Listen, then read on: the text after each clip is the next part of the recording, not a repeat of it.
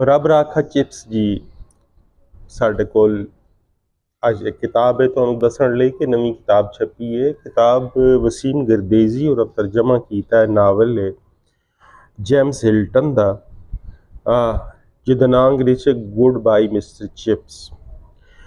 James Hilton बरतानिया दे एक बहुत वड्डे लिखारी ने जिन्हां दी रचनावां खास तौर पर गुड बाय मिस्टर चिप्स बहुत ज़्यादा मशहूर है। इस तो इलावा भी उन्होंने एक नावल ने जो हाले कॉलेज पढ़ते सन तदों ही उन्होंने एक नावल आ गया सी। ਉਹਦੇ ਮਗਰੋਂ ਦੋ ਨਾਵਲ ਹੋਰ ਜਿਹੜਾ ਹੈ ਜਿਨ੍ਹਾਂ ਵਿੱਚੋਂ ਇੱਕ ਇਹ ਨਾਵਲ ਰੱਬ ਰਾਖਾ ਚਿਪਸ ਜੀ ਖਾਸ ਤੌਰ ਤੇ ਬਹੁਤ ਜ਼ਿਆਦਾ ਮਸ਼ਹੂਰ ਹੋਇਆ। ਇਸ ਨਾਵਲ ਨੂੰ ਸਾਡੇ ਬਾਬਾ ਫਰੀਦ ਬੁੱਕ ਫਾਊਂਡੇਸ਼ਨ ਨੇ ਛਾਪਿਆ ਪੰਜਾਬ ਹਾਊਸ ਤੋਂ ਔਰ ਬਹੁਤ ਸੋਹਣਾ ਤਰਜਮਾ ਕੀਤਾ ਗਿਆ ਹੈ। ਇਸ ਤਰਜਮੇ ਦੇ ਨਾਲ ਨਾਲ ਦੋ ਮਜ਼ਮੂਨ ਵੀ ਸ਼ੁਰੂ ਤੇ ਸ਼ਾਮਿਲ ਨੇ ਜਿਹੜੇ ਇਸ ਨਾਵਲ ਬਾਰੇ ਤਾਰਫ ਕਰਾਉਣ ਦੇ ਨਾਲ ਹੀ ਵਸੀਮ ਗਰਦੇਜ਼ੀ ਦੀ ਦੇ ਤਰਜਮੇ ਤੇ ਉਹਨਾਂ ਦੀ ਜਿਹੜੀ ਜ਼ੁਬਾਨ ਹੈ ਦੁਬਾਰਾ ਡਾਕਟਰ ਅਜ਼ਹਰ ਮਹਿਮੂਦ ਚੌਧਰੀ ਸਾਹਿਬ ਬਹੁਤ ਮਸ਼ਹੂਰ ਸ਼ਖਸੀਅਤ ਪੰਜਾਬੀ ਨਾਲ जुड़े हुए पंजाबी साथ नाल जुड़े हुए साढ़े स्टूडेंट्स और दूसरे जोड़े दोस्त ने लिखारी वो सारे जानते हैं कि अज़हर महमूद चौधरी साहब होरी कौन और की करते हैं। मेरे ख्याल से उन्होंने तारफ की कोई लोड़ नहीं। वसीम गर्देजी का तारफ उन्होंने कराया तो साढ़े लिए बड़ी माण की गल है कि वसीम गर्देजी खुद पढ़ाते हैं और बड़े अच्छे टीचर के नाल खोजकार भी हैं। वारिस शाह के बारे उन्होंने बहुत ज़्यादा खोज है। इस तो इलावा भी उन्होंने बहुत सारे काम पंजाबी साहित्य में जिहड़े अगर गिणवाए जान एक लम्मा दफ्तर बनता है।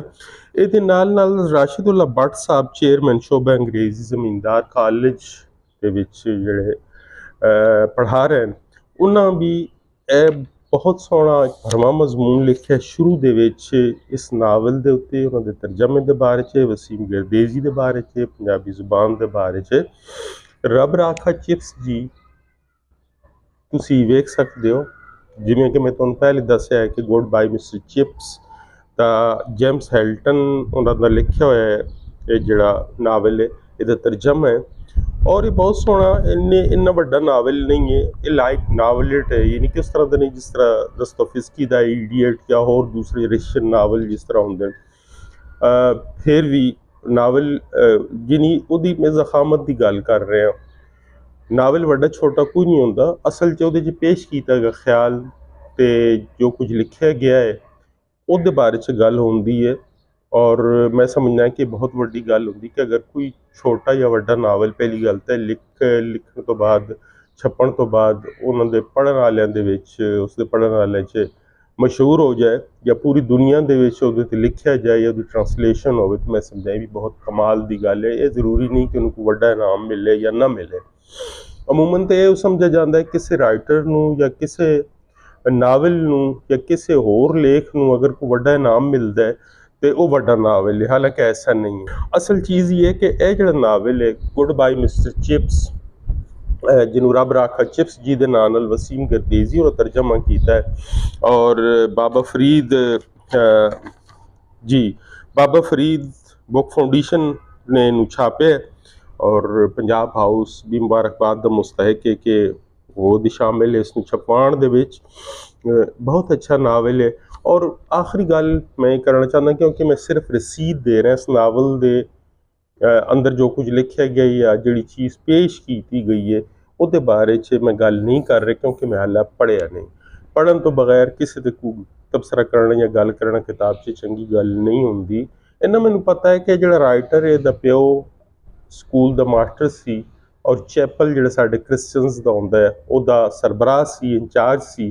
तुहानूं पता है कि जिहड़े साडे अंग्रेजी के स्कूल पहले होंदे सन वो चर्च के नाल चैपल के नाल एफिलेटिड होंदे सन और उत्थे पढ़ाया जाता सी।